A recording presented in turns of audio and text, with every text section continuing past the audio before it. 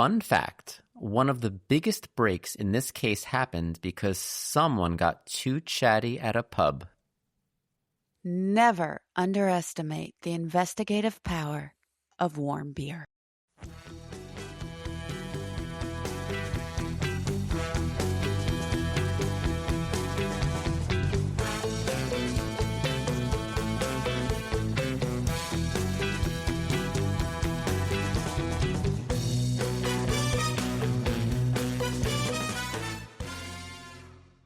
Welcome, everyone, to this week's episode of Forensic Fails, Season 1, Episode 4, The Footpath Murders.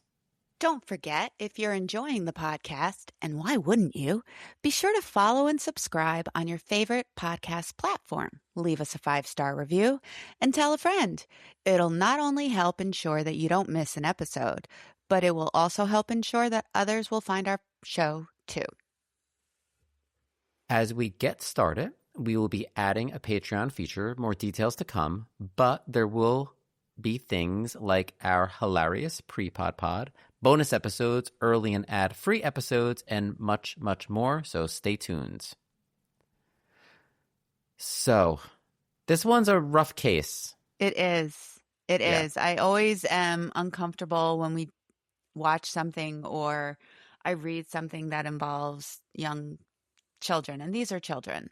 Victims. They are. This is definitely a sad case. But it is certainly an interesting case, and this is a heavy on the forensics case too. Yeah, it's actually an incredibly important case in that it's groundbreaking.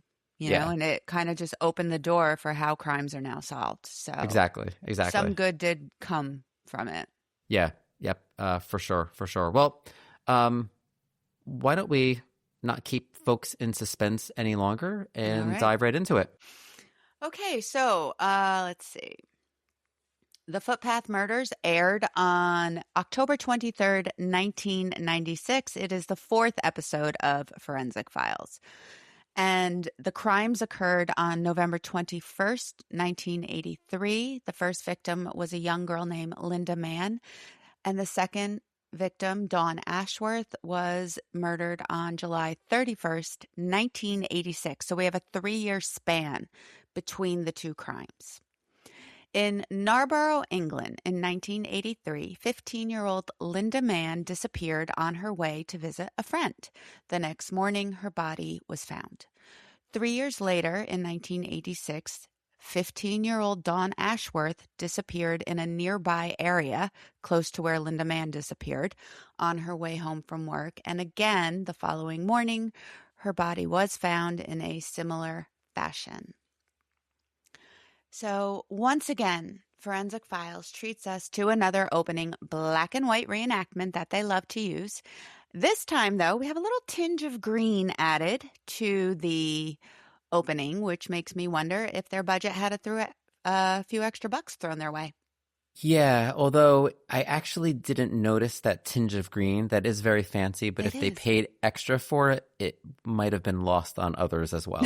But I'm glad you appreciated it. I did. So we see a young girl walking. Her back is to the camera. We hear footsteps approaching her. She turns around and screams. Also, I would like to add here that as a safety precaution, I never wear a scarf with the ends hanging behind me, which is how our victim was presented in the show. She's got her scarf tied around her neck. She's got the ends hanging down her back. I would never do that. This could just be years of true crime viewing kicking in, though. Maybe what I watch is actually educational. I just look at that as just, dangerous. I actually hate scarves, and my wife always wants me to wear them in the winter. They never look normal on me. I don't know how to make them look good. I mean, some guys pull it off. One of our friends wears scarves and always looks great, and I'm so envious of how great he looks in scarves. You know what I'm talking about? He looks great no matter what. Yes. And yes. So young. And if he's listening, he knows exactly who we're talking about.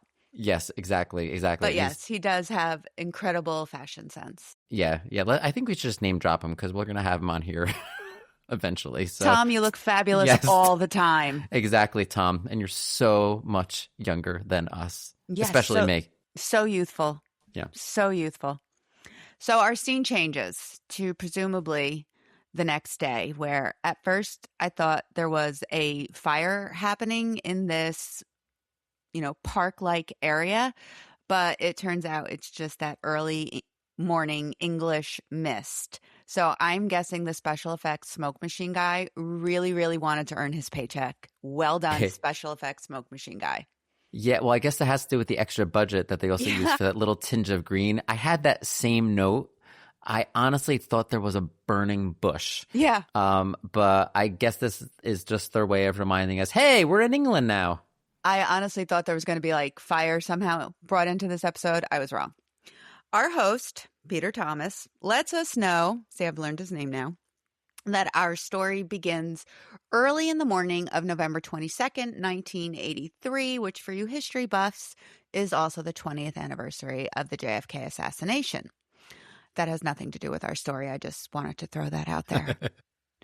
A man on a bike whom I can only describe as dapper rides into our scene, and as we are told, he witnesses a, quote, terrible sight. It is our girl from the opening, as we all knew it would be, and she is found face down in the grass, half undressed and obviously dead. Our dapper biker runs away, and I'm hoping he runs away to call the police. So he really is quite the Dapper Dan. I mean, Yes. Shirt, tie, tweed jacket, a little Andy cap. Yes, I love that hat. Yeah, but okay. Now, I'm assuming he was going to call the police as well, but wouldn't it have been quicker to just stay on your bike to get help versus dropping your bike and going by foot? Right. I thought the same thing. I'm wondering if it was maybe just shock. Maybe. And he wasn't thinking clearly, but yeah. I also hope he got his bike back. I do too. That was a nice looking little bike he had there. It was. He probably has like a basket for groceries. Oh, yeah, totally. So Peter also lets us know that this is going to be the case where DNA for the first time helps to solve it, which I know makes you very happy. It makes me realize two very things. You're going to be thrilled, but it also makes me realize that this case is going to take years to solve because in 1983, DNA evidence wasn't a thing, which kind of makes me sad because closure for families. It's not going to happen for a while. Today's episode brings us across the pond to Narborough, England, which is described to us as a quiet village with approximately 6,000 residents. It's a place where violent crimes are not a thing. My internal voice chimes in with, until now. I was actually waiting for Peter to tell us that it's the type of place where nobody locks their doors at night. P.S. I don't care where you live. Always lock your doors at night. I will never. My door is constantly locked. In the house, out of the house, locked. Yeah. I don't know if it's because of where I grew up or because I have just such an, constant mistrust of everybody. But that door is locked. And it used to drive me crazy because I would come home from work and Sean would never have the door locked. But again, Canada, maybe it's a different place. Yeah, I think it's where we grew up because we both grew up in major urban areas of New Jersey. And I think it's also an Italian-American thing, honestly. But yeah, I don't want anybody just wandering in. Yeah, there's just like a healthy distrust that I think we're very welcoming and very warm, but there's also a little bit of distrust as well. Healthy distrust, yeah. So we get some footage of the village. It's adorable, like truly adorable. There's people walking around. There's laundry hanging on clotheslines. It's the kind of place where you would imagine people grocery shop at the corner store, where everybody knows everybody. It probably looks absolutely magical when it's decorated for Christmas. And we meet journalist Pete Lamont, who lets us know that this type of crime is something you would expect in a city, not in adorable Narborough, to which I say, you'd be surprised, Pete. Our victim is 15-year-old Linda Mann, and I hate when crimes involve children, and 15 is still a child. I am 50 years old, and I still consider myself a child at times. And she is described as a pretty, quiet, popular girl who likes school. She likes her friends. We see a picture of her. She's adorable. She has this beautiful smile. And the night before her body was found, so the night she goes missing, she leaves her house to walk to a friend's house, which is about a mile away. Around midnight, she still hasn't returned home, and her parents call the police. She's found the next morning on a local secluded footpath, which is referred to in the area as the Black Pad. So I don't know why, but I was really curious about why it was called the Black Pad. So I did some research. Yay! So, yay, right? So the footpath in Narborough, known as the Black Pad, historically earned its name because it was the route used for transporting coal way back in the day to the Carlton Hayes Hospital, which is a psychiatric hospital, which will make an appearance actually later in this episode as well. The path was likely surfaced or stained black by coal dust or cinders from the hospital's boiler house, hence the local nickname. So going back to my point earlier about the hospital worker dropping his bike to run across the field, it seems as though just staying on your bike on the footpath would have been the faster thing to do. And again, I really wonder if he got his bike back. I'm very concerned. Yeah, I really want him to get his bike back. I do too. Detective David Baker. He is the next person we meet, and he describes the scene of the crime for us. We also get some crime scene photos. Her jeans and her clothing are scattered around. Her jeans are on the ground. They are inside out, and seeing that just makes my stomach hurt because I can only imagine the violence it took to yank her jeans off of her. He also tells us that the scarf around her neck was what had been used to strangle her. Pete, our journalist, is back, and I guess he decided that his red t-shirt was dressed up enough for our interview. Informs us that she was brutally attacked and sexually assaulted. And again, I want to say she was 15 years old. And as is known to happen in a village the size of Narborough, the news traveled very quickly, and people, rightfully so, are horrified, and they're scared for their safety and the safety of their own children. The scene was searched, and from the footage we see, it looks like every available police officer and volunteer was out there helping, which I love. Also, I love the fact that this village has a vicar who is interviewed for the show.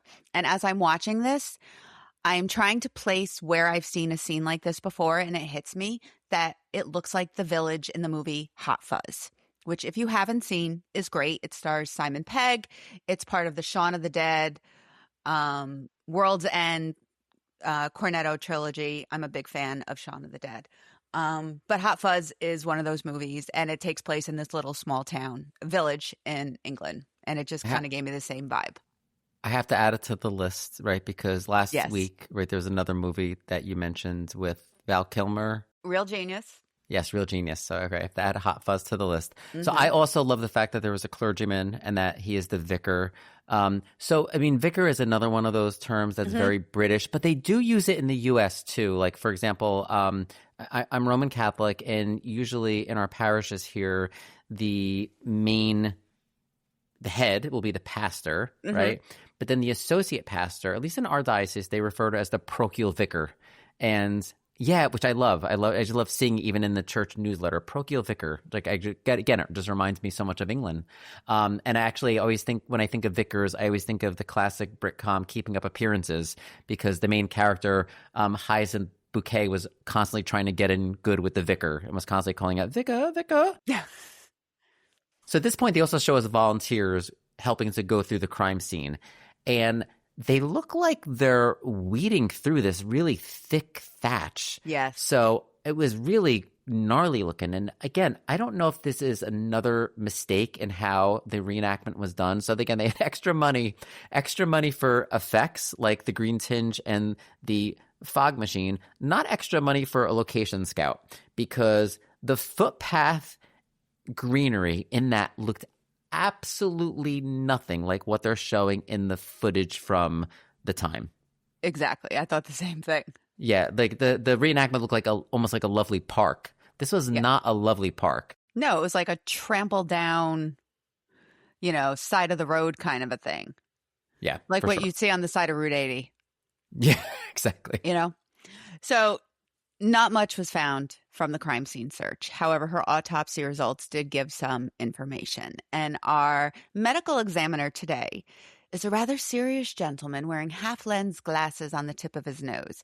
And his name is D. Clive Boucher, or Boucher. Let's go with Boucher. And if I had to describe to someone what a Clive looks like, it would be this guy. I had that exact same note, and I don't know if I wrote it down. Was it Boucher or was it Bouch? I didn't put an E at the end, but I don't know. I don't either, think they actually spoke it on the screen. Yeah. It was just like the lower but note. I had the same note that, by golly, if anyone were to have the name D. Clive, this would be the guy, especially with those little half spectacles. Speaking of which, I honestly wish I could pull off spectacles like that. Like, I feel like I would look so smart and distinguished. Think about bringing back the monocle. Oh, yes. Monocles really need to have their moment. Yes, they do. I think I can handle that. So Clive tells us that her body showed little evidence of injury, which to him proved that it was not necessarily a violent attack. And here is the first point in the show where I had to pause and calm myself down. I have several points in this show where I had to calm myself down because based on what we know, rape and strangulation, how is that not in any universe considered to be violent? He claims she may have died very quickly. But again, how she died and the fact that she was sexually assaulted, it just screams violence to me. We also learned that she was strangled first and then assaulted. And when I heard that, my lunch was ready to just return itself. I was just beyond horrified at hearing that. The police collected a semen sample, and it contained type A blood and an enzyme profile that matched 10% of the adult male population in all of England. How they came up with this percentage and this fact, I have no idea. Kristin, did you hear that noise? I did, Brian. Do you know what that means? Yes, I do. Is your lab coat on? It is ready to go. All right. Come on, kiddos. We're heading into the forensics lab. Now, I want to have a little disclaimer here because earlier in the episode, we talked about how this was going to be really the first major case involving DNA. So I'm actually not going to be stepping into the forensics lab specifically for DNA. Reason being is because number one, the episode actually covers DNA pretty well when we get there. And we're going to have tons of episodes where we're going to talk about DNA. So we're going to have lots of times to talk about DNA. I wanted to actually talk about something that they just glossed over so freaking quickly, right? They said, so the enzyme profile was PGM1 positive. Yes. But they glossed over it so quickly as if this is something that everyone should know about.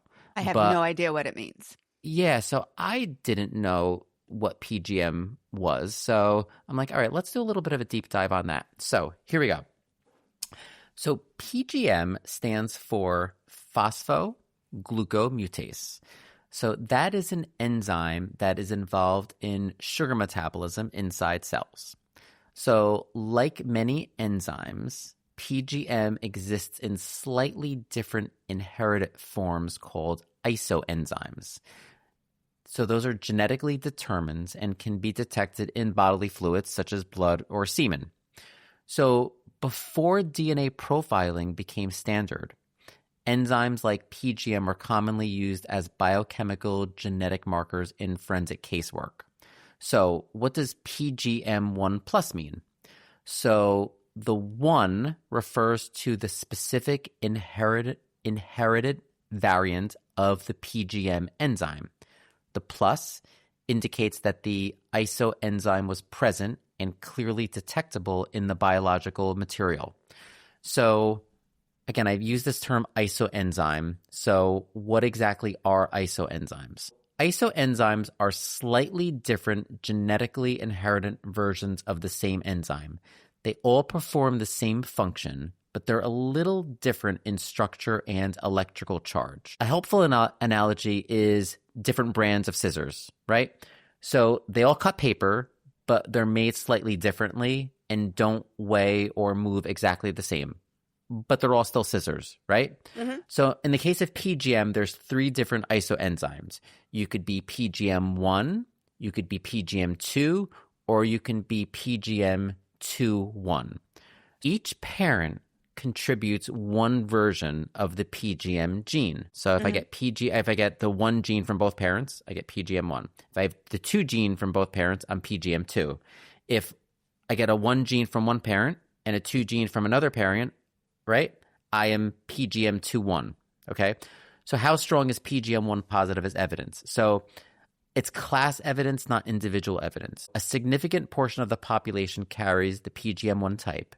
It can exclude people who are PGM2 or PGM21, but it cannot identify a specific person on its own. So again, it's much like blood types, right? Where you can use it to kind of like narrow down or rule out people, but you can't conclusively narrow in on one person like you can with DNA evidence. So again, its evidentiary value comes from being combined with other forensic findings and not from the finding in and of itself. So that's a little bit about PGM. Again, I just thought it was a little interesting because they just mentioned it so quickly, like blood typing, as if it was just common knowledge.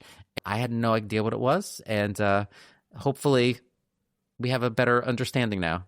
I tell you, after every trip to our forensics lab, I am more and more curious as to what is roaming around in my own blood.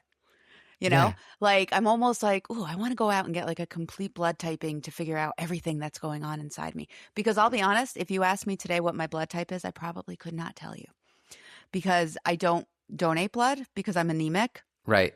So I honestly don't know. And I know like people who donate know that right off the top of the head. And I should know that. And I don't. That was very informative. I love our trips to the forensics lab. I'm glad you do. I do. So back to our story. The police's original theory was that the murderer might have been a patient from the aforementioned psychiatric hospital, which was a few hundred yards away from where her body was found. Yep. And again, that would be the Carlton Hayes Hospital, which we talked earlier about, and which opened, by the way, in 1907 and closed in 1995, which kind of corresponds to the time where, you know, and like it happened in the U.S. too, right? In the, I think the 90s, a lot of the psychiatric hospitals really started closing because the emphasis started being on, you know, kind of like mainstreaming patients with psychiatric disorders and not institutionalizing them.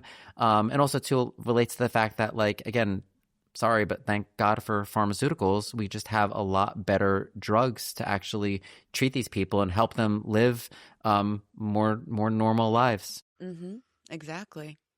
We meet Sidney Brandon, who is a psychiatrist and also aware of half-lens glasses on the tip of his nose. He disagrees with their theory. He believes that it was more likely a man leading a, quote, normal life. He gives no explanation why as to this is his theory, but he's a doctor, so I guess we have to believe him. Yes, and also he has eyebrows for days. I'm wondering if tweezers are a thing in the UK, because I've noticed that, not just with Sydney, but several distinguished British gents. The eyebrows are, they have a mind of their own. Yeah, when I go to the barber, maybe it's just a thing here in the States, but like they always just trim them. Like they just like put a comb over it and like they buzz them a little bit to unbushify them. Well, lady eyebrows are a, you know, moneymaker here. You know, we spend a lot of time focused on our eyebrows. Now, boy, oh, God, we meet Joseph Wambach. I don't even care enough about him to say his name right. He's wearing a green. You. Yeah, he sure does. He's wearing a green shirt. And I say this because in my notes, I just refer to him as green shirt half the time because I don't even want to honor him with his name. Immediately, he pisses me off because he tells us Linda was in the wrong place at the wrong time. Immediately, I hate him. I hate him Just for that comment alone. Remember how like last week you were rubbed the wrong way by Officer Johnny and I his was. comment? Okay, so this for me. Peter tells us Joseph is a former cop turned author who wrote a book called The Blooding, which, if you ask me, is an absolutely horrible title for a book about the case. And we see him clacking away on his keyboard, acting all author-like, and then he goes over to his bookcase and pulls a copy of his book off the shelf. Douche. And also, I looked up the book. It's ranked number 570,339 on Amazon's bestseller. Some of the reviews, which I did read, call it tedious, insensitive, dense, and my favorite review, a book. So ha to you, green shirt. Ha. Wrong place, wrong time. I'm still like, I watched this episode 4 days ago. I am still fired up about it. Are you fucking kidding me to say that? Like it was her fault for a 15-year-old girl wanting to visit her friend and taking a shortcut. Could you sound any more like a victim-blaming prick than you do at the moment? So this is your Officer Johnny, actually. You're right. That's a really good analogy. I agree. I did not like the comment. And as soon as he said that, I really cringed. Like, wrong place, wrong time. Like, bro, read the room.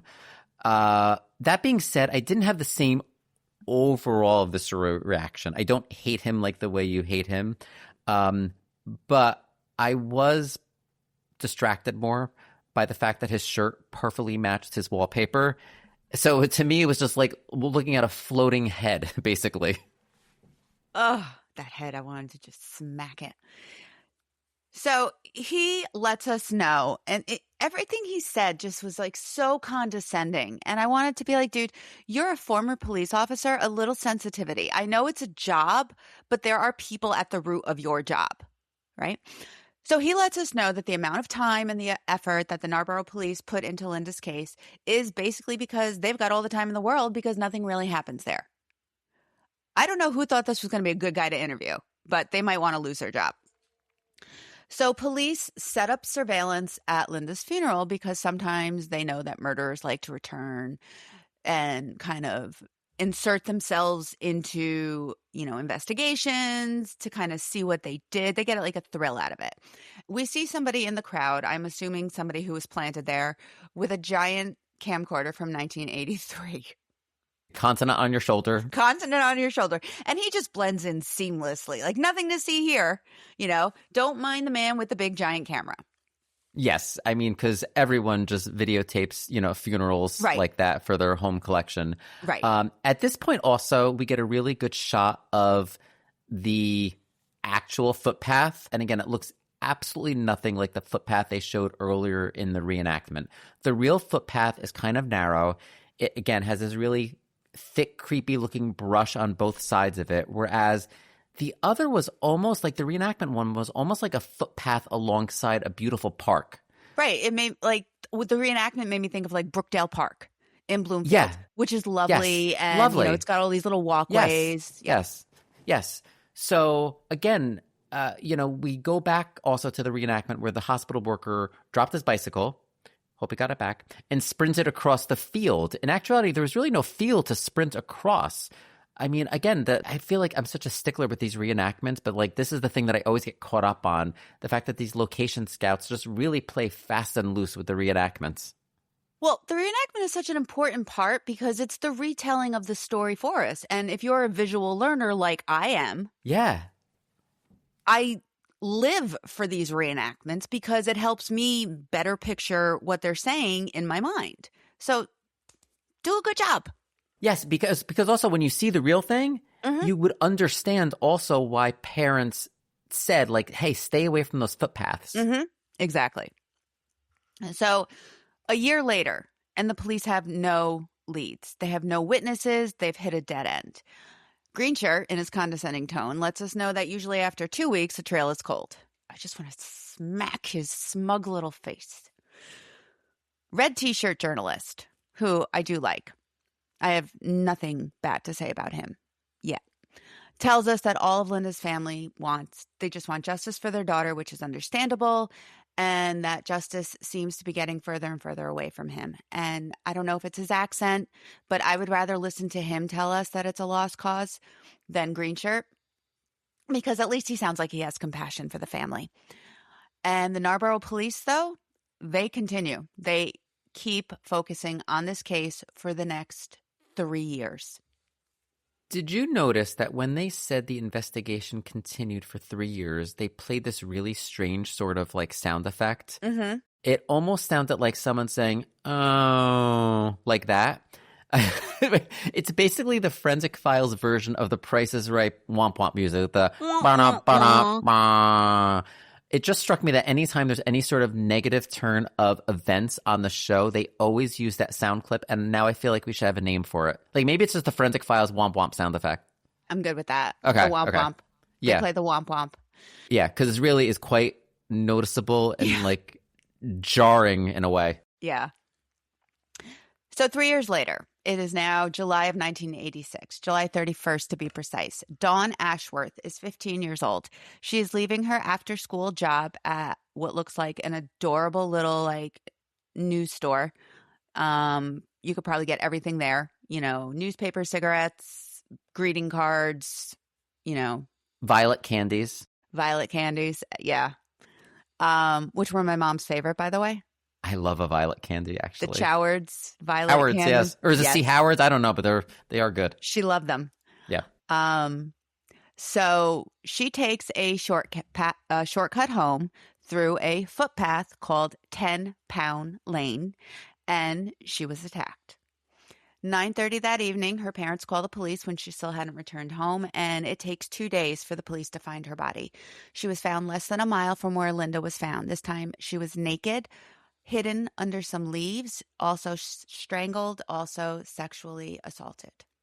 Yeah, so again, now they reenact Dawn going down 10-Pound Lane. And again, just to say, like, all of the real footpaths that they show in this village are just horrifying looking.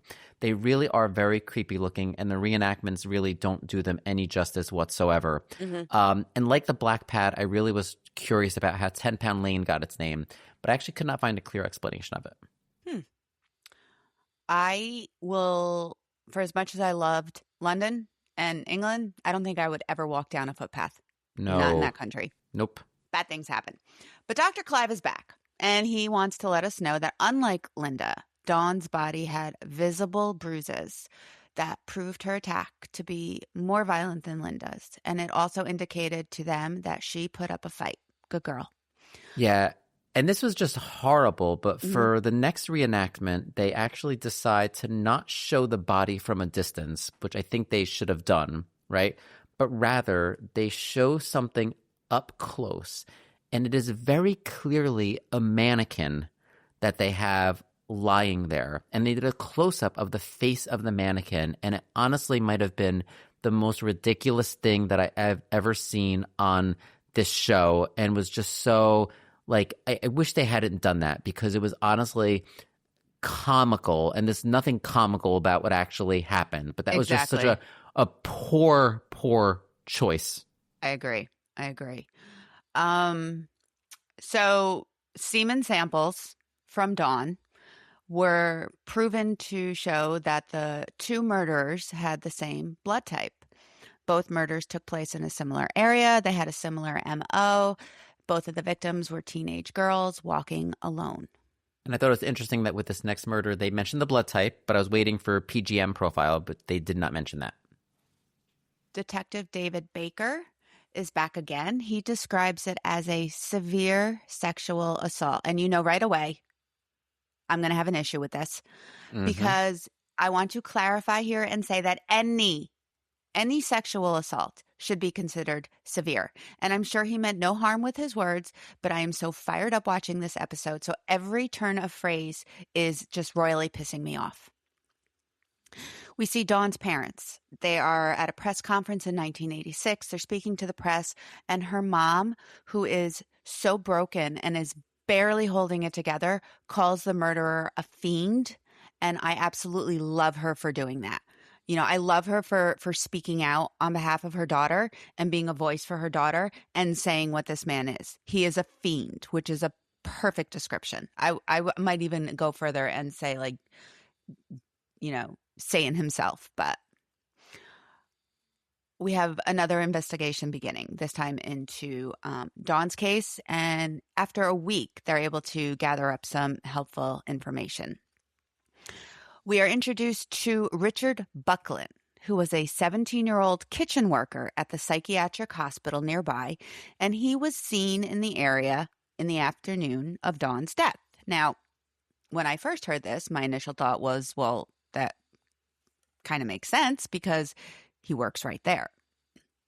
He's brought in, and after a conversation with the police in which he shares some crime scene details that were not made public, he is now their number one suspect. And Greenshirt basically tells us Richard is a creep, and I guess it just takes one to know one. So Richard is interrogated for 15 hours and confesses to Dawn's murder, but claims he didn't kill Linda. Peter asks us, was he telling the truth? Here's what I've learned after over 30 years of true crime TV, movies, and being a fan of The X-Files. Trust no one. So instantly, I am a little bit, more than a little bit, suspicious of this confession. Yes. When I see someone who is a minor, and he is a minor, subjected to that sort of an interrogation, 15 hours. Mm-hmm. So we know, right, that your prefrontal cortex is not fully developed until your early to mid-20s. So combine the fact that you have someone whose brain is not fully developed with the fact that he was interrogated for 15 hours. Listen, I don't know if this was 15 hours straight or how it was broken down, but that is a long time to be interrogated. And while people will doubt them, false confessions are a thing, especially when you've been interrogated for that long. And again, he is still a minor. Like, I can't freaking say this enough because honestly, this kind of enraged me at this point. This is when I kind of got my dander up. So at this point, I'm thinking, all right, we're going to have to see how this plays out because I have my suspicions. I'm feeling in my spidey sense that this is a false confession. And also, too, I really want to do a deep dive on the science of false confessions at some point because they really are quite problematic. And there are people that have gone to jail that have been subject to death over false confessions. They are a huge, huge problem, especially in the day before DNA evidence. Right. I had also read somewhere, and I should have cited it, but Richard was like intellectually impaired. Okay. And when I was watching this and hearing he was subjected to 15 hours of interrogation, I immediately thought of the West Memphis 3 case. Yes.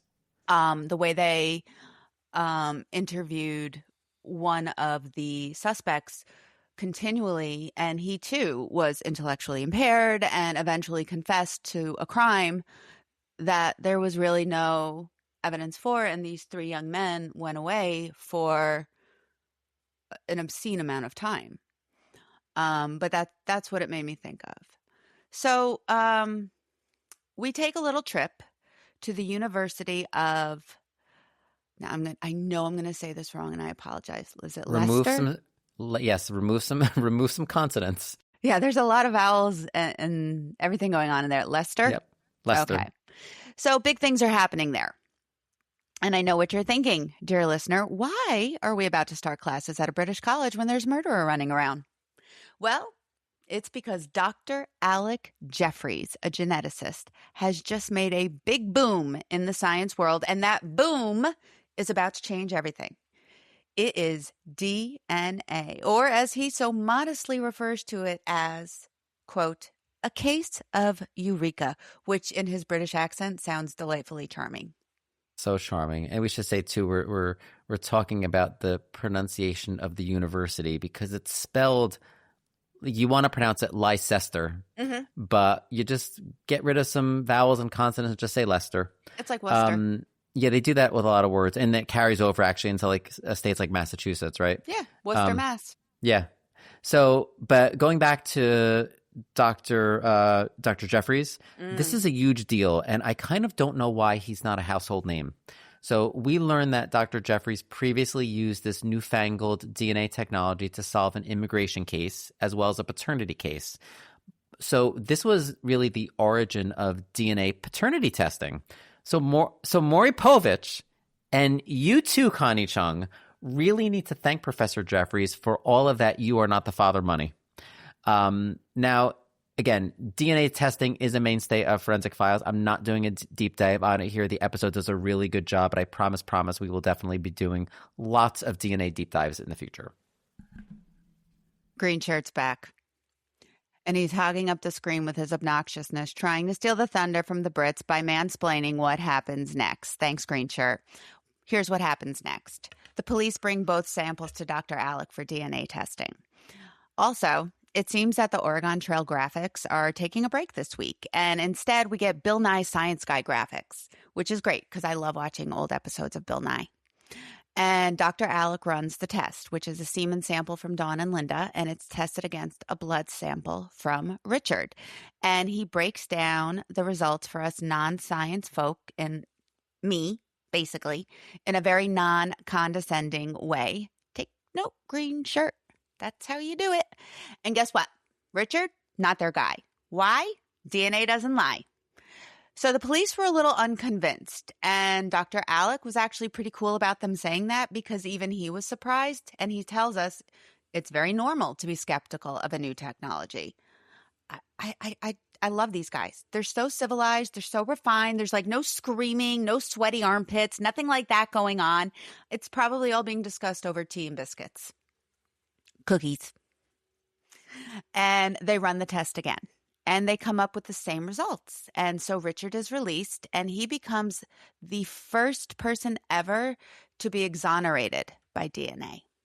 Yeah, and when we find out that the DNA didn't match Buckland's, I do have to imagine that there was a lot of distrust and skepticism. I mean, it had never been used in a criminal case before. It's not something that you can physically see, right? So that's a lot of trust to put into science that really wasn't widely understood or accepted, especially when they got a confession, right? So I really do have to give this police department a lot of credit here. Again, I don't love the 15-hour interrogation, but I love the fact that they ultimately accepted the science and allowed that to exonerate him. I do too. I mean, I myself am always leery when something new. I mean, it took me like a year to understand and accept Bluetooth technology. So they are putting a lot of trust in Dr. Jeffries and his work, which I think speaks a lot to how things work there, you know, and just the importance of Dr. Jeffries and his work. And so Richard claims he confessed due to police pressure, which may or may not have been the case. We weren't there. But if it was, my question was, well, why claim to commit one of the murders, but not for both? You know, like if you're in for a penny, you're in for a pound, dude. And at that point, I'm screaming at my television, false confession. I knew it. I called it. I'm glad I'm not the only one who screams at my TV while watching this show. Nope. Okay. So his attorney, or barrister, as they call it on the other side of the pond, says he must have discovered the body first, which is how he knew so many details. And, you know, I'm here watching thinking, dude, sharing all that wasn't exactly helping you out in this situation. So we're back to square one now. Kind of. We have 2 murdered girls. We have no suspects. And we have a killer running amok. However, we now have teen DNA in our corner, and you're probably wondering, just like I was, how are they going to be able to use this to their advantage? Simple. A DNA manhunt. All men between the ages of 13 and 30 living nearby were asked to volunteer a blood sample. Now, cynical Kristin is sitting here thinking that their optimism is absolutely adorable. Because if I was the murderer, there is no way I would be RSVPing to this DNA party. Their plan was they were going to narrow down the testing to only the men that shared the same blood type as the samples found, which is about 10% of the group. And they figured that anyone who declined deserved to have a closer eye on them, which is the direction my brain was headed. But then Green Shirt tells us this, and I'd rather eat my kidney than give him any credit for solidifying any thoughts that I had. 5,000 men volunteered to do this. One man, Colin Pitchfork, did not. So in a prior scene, we see a newspaper front page from the time that said that they were going to be giving 2,000 blood tests. Now they're saying they're giving 5,000 blood tests. So I'm a little confused about how the number went up unless the newspaper article was incorrect. But that was just a little something that I noticed. Yeah, I noticed that too. And I was like, not a number person, but that seems a little giant. Big difference, yeah. That's a big mistake. Yeah. So, Brian, who's Colin Pitchfork? Are you Tell wondering? us. I'm glad you asked. Colin Pitchfork lived nearby. He worked in a bakery, and he had a history of pervy moves since childhood, including flashing his little bits and pieces to women as they walked by that made him very well known with the police. He was married, he had 2 children, and he sounds like a real winner. Yeah, flashing his scones and biscuits. Also, how have you not commented on the fact that this guy's last name is Pitchfork? Pitchfork! I mean, I don't know at this point if he did it or not, but with a last name like Pitchfork, I'm just going to say you're destined for some real bad shit in life. I just couldn't get past the flashing. Like, who does that? Who thinks that's a good idea? Who thinks I want to be walking down the street with my little, basket of goodies from the corner store and have some dude in a trench coat jump out and flash his twigs and berries? No, thank you, sir. No, thank you. Put it away. So what does Colin do? Obviously, we're dealing with a genius here. He convinces his friend to take the DNA test for him. They even go as far as to create a fake ID for his buddy Ian the Idiot, not his real name, but should be, to use when he goes in pretending to be Colin. So, okay. Pitchfork created this really elaborate story to get Ian the Idiot to take the test for him. And honestly, I think Idiot fits because I cannot believe that Ian fell for it. Because this whole story that he concocted, I can't even repeat it. It was just way too, it was way too elaborate to in any way be legit. But it was so convoluted. I'm sitting there like, so convoluted. Who's believing this bullshit? Ian the Idiot. Ian, hook, line, and sinker. And furthermore, they also make a point of saying that Pitchfork was known to the police. So it's pretty bold for him to think that he would be able to get away with this if he had priors, right? Exactly. And also, this is another piece of reenactment gold. I don't know if you caught this, but in the reenactment, when Pitchfork is making his fake passport, rewind. When Pitchfork is making his face, holy shit, this is like trying to say it 3 times in a row.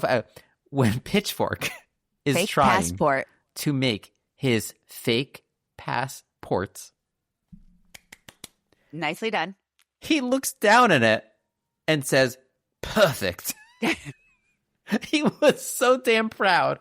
And I don't know why that cracked me up so much because he said nothing else in the reenactment. It was just him looking down at the fake passport he just created and just saying, perfect. Actually envisioned him doing like the Carlton dance when he was done, when he got up from the table because he was so proud of his handiwork. I was picturing Wizard of Oz, like for every the Tin Man, perfect, bang on my chest if you think I'm perfect. This and I'm thinking, my God, how could this brilliant plan possibly go wrong?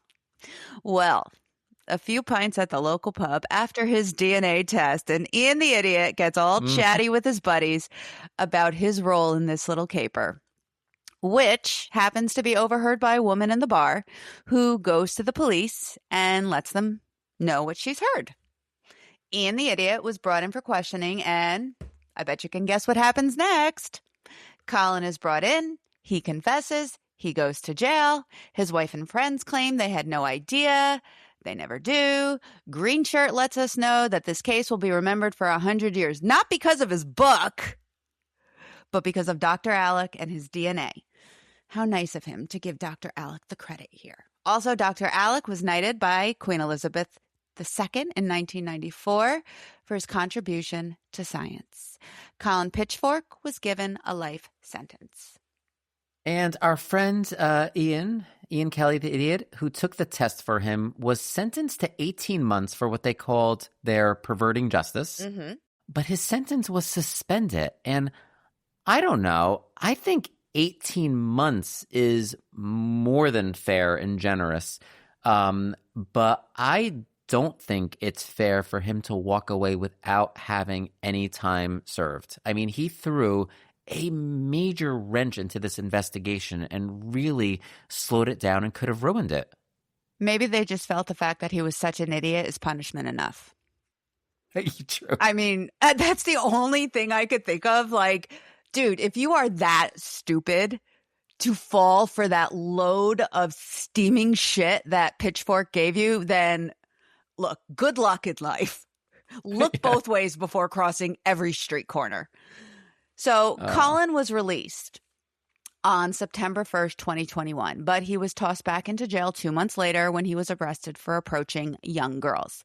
Detective David Baker, the original detective on the Linda Mann case, calls him a psychopath who should never be released. I agree. I hope Pitchfork rots and becomes someone's bitch in prison. And Green Shirt is still a douche, and I will never read any of his books. And that's saying a lot because I read a lot of books. Pitchfork? More like bitchfork. Nice. Oh, all right. Well, this is the part of the show where we rate the episode on a scale of 1 to 10 DNA strands based on our assessment of both the investigation and the episode itself. Kristin? Okay. Start us off. So due to the importance of this case and the groundbreaking work that Dr. Alec did, I'm going for 9. 9 DNA. And because this case made so much progress in the world of solving crimes, it has done so much with how we live our lives now, that if it wasn't for Dr. Alec, who knows where we would be? Who knows if those families ever would have gotten justice? I would have given it 10, but you could probably guess why I'm holding back from 10. Green Shirt, friggin' douche. So wrong place, wrong time. Fuck you. So we've talked in prior episodes about how you're a harsh grader. And I think in general, you're a harsher grader. So this one, I'm a harsher grader. So okay. I'm going to tell you, my scores for this, in my mind, I kept changing them. They floated between 6 and 8, and they never went above 8. I'm going to give it an 8, and I'm going to give it an 8 only because of the importance of the introduction of the DNA technology. I will also give it points for, I thought the investigation, the, giving all of these guys the DNA testing and kind of just assuming the fact that, hey, like the one guy who doesn't is probably the guy who did it, right? So there was a lot of really clever things. I give credit for the police department, really having this early trust in the technology. Yes. Don't love the 15-hour interrogation. Don't love that at all. But, they did allow the DNA to exonerate him. I take away points for the episode itself. So, in addition to I don't know. I almost give the reenactment a pass at this point, But what bothered me the most is I felt, I can't put my finger on it. I felt like the pacing of this episode was just a little bit off, right? I just felt like it just took us a while to get to the most important part of it, which was all of those collection of the blood samples. And then I noticed it's a tendency on this show, but they tend to like wrap up the punishment really quickly. Like all of a sudden it's like, boom, it's over. It's like, oh, okay. It's like a PS at the end. Yeah. So I do take away points for that. So I'm going to give it an 8 for that reason. Well, Kristin, that is it for this episode of Forensic Fails. Where the science was complicated, the narration was intense. And the reenactments somehow managed to raise even more questions. Thanks for joining us, and we will see you next week with another episode.